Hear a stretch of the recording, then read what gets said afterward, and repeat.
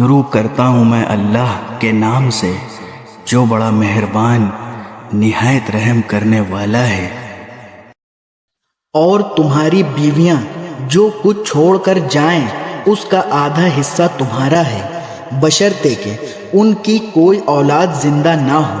اور اگر ان کی کوئی اولاد ہو تو اس وصیت پر عمل کرنے کے بعد جو انہوں نے کی ہو، اور ان کے قرض کی ادائیگی کے بعد تمہیں ان کے ترکے کا چوتھائی حصہ ملے گا، اور تم جو کچھ چھوڑ کر جاؤ اس کا ایک چوتھائی ان بیویوں کا ہے، بشرطے کہ تمہاری کوئی اولاد زندہ نہ ہو، اور اگر تمہاری کوئی اولاد ہو تو اس وصیت پر عمل کرنے کے بعد جو تم نے کی ہو، اور تمہارے قرض کی ادائیگی کے بعد ان کو تمہارے ترکے کا 8واں حصہ ملے گا۔ اور اگر وہ مرد یا عورت جس کی میراث تقسیم ہونی ہے ایسا ہو کہ نہ اس کے والدین زندہ ہوں نہ اولاد، اور اس کا ایک بھائی یا ایک بہن زندہ ہو،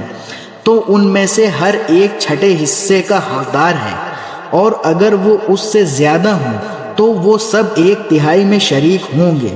مگر جو وصیت کی گئی ہو اس پر عمل کرنے کے بعد، اور مرنے والے کے ذمے جو قرض ہو اس کی ادائیگی کے بعد، بشرطے کہ وصیت یا قرض کے اقرار کرنے سے اس نے کسی کو نقصان نہ پہنچایا ہو۔ یہ سب کچھ اللہ کا حکم ہے، اور اللہ ہر بات کا علم رکھنے والا بردبار ہے۔ یہ اللہ کی مقرر کی ہوئی حدود ہیں، اور جو شخص اللہ اور اس کے رسول کی اطاعت کرے گا وہ اس کو ایسے باغات میں داخل کرے گا جن کے نیچے نہریں بہتی ہوں گی، ایسے لوگ ہمیشہ ان باغات میں رہیں گے، اور یہ زبردست کامیابی ہے۔ اور جو شخص اللہ اور اس کے رسول کی نافرمانی کرے گا اور اس کی مقرر کی ہوئی حدود سے تجاوز کرے گا، اسے اللہ دوزخ میں داخل کرے گا جس میں وہ ہمیشہ رہے گا، اور اس کو ایسا عذاب ہوگا جو ذلیل کر کے رکھ دے گا۔ تمہاری عورتوں میں سے جو بدکاری کا ارتکاب کریں ان پر اپنے میں سے 4 گواہ بنا لو، چنانچہ اگر وہ ان کی بدکاری کی گواہی دیں تو ان عورتوں کو گھروں میں روک کر رکھو یہاں تک کہ انہیں موت اٹھا کر لے جائے، یا اللہ ان کے لیے کوئی اور راستہ پیدا کر دے۔ اور تم میں سے جو مرد بدکاری کا ارتکاب کریں ان کو اذیت دو، پھر اگر وہ توبہ کر کے اپنی اصلاح کر لیں تو ان سے درگزر کرو، بے شک اللہ بہت توبہ قبول کرنے والا بڑا مہربان ہے۔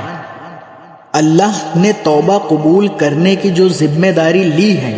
وہ ان لوگوں کے لیے ہے جو نادانی سے کوئی برائی کر ڈالتے ہیں پھر جلدی ہی توبہ کر لیتے ہیں، چنانچہ اللہ ان کی توبہ قبول کر لیتا ہے، اور اللہ ہر بات کو خوب جاننے والا بھی ہے، حکمت والا بھی۔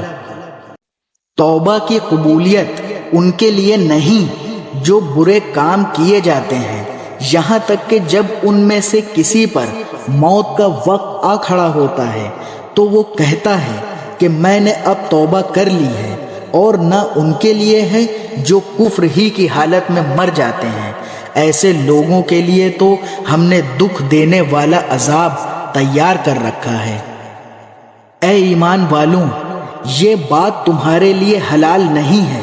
کہ تم زبردستی عورتوں کے مالک بن بیٹھو، اور ان کو اس غرض سے مقید مت کرو کہ تم نے جو کچھ ان کو دیا ہے اس کا کچھ حصہ لے اڑو،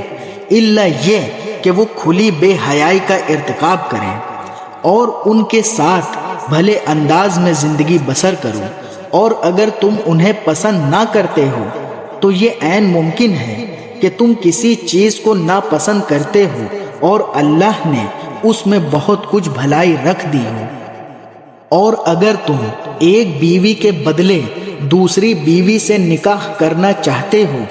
اور ان میں سے ایک کو ڈھیر سارا مہر دے چکے ہو تو اس میں سے کچھ واپس نہ لو، کیا تم بہتان لگا کر اور کھلا گناہ کر کے مہر واپس لوگے؟ اور آخر تم کیسے وہ مہر واپس لے سکتے ہو جبکہ تم ایک دوسرے کے اتنے قریب ہو چکے تھے اور انہوں نے تم سے بڑا بھاری عہد لیا تھا۔ اور جن عورتوں سے تمہارے باپ دادا کسی وقت نکاح کر چکے ہوں تم انہیں نکاح میں نہ لاؤ، البتہ پہلے جو کچھ ہو چکا وہ ہو چکا۔ یہ بڑی بے حیائی ہے، گھنونا عمل ہے اور بے راہ روی کی بات ہے۔ تم پر حرام کر دی گئی ہیں تمہاری مائیں، تمہاری بیٹیاں، تمہاری بہنیں، تمہاری پھوپھیاں، تمہاری خالائیں اور بھتیجیاں اور بھانجیاں، اور تمہاری وہ مائیں جنہوں نے تمہیں دودھ پلایا ہے، اور تمہاری دودھ شریک بہنیں، اور تمہاری بیویوں کی مائیں، اور تمہارے زیر پرورش تمہاری سوتیلی بیٹیاں جو تمہاری ان بیویوں کے پیٹ سے ہوں جن کے ساتھ تم نے خلوت کی ہو۔ ہاں، اگر تم نے ان کے ساتھ خلوت نہ کی ہو اور انہیں طلاق دے دی ہو یا ان کا انتقال ہو گیا ہو تو تم پر ان کی لڑکیوں سے نکاح کرنے میں کوئی گناہ نہیں ہے۔ نیز تمہارے سگے بیٹوں کی بیویاں بھی تم پر حرام ہیں، اور یہ بات بھی حرام ہے کہ تم دو بہنوں کو ایک ساتھ نکاح میں جمع کرو، البتہ جو کچھ پہلے ہو چکا وہ ہو چکا۔ بے شک اللہ بہت معاف کرنے والا، بڑا مہربان ہے۔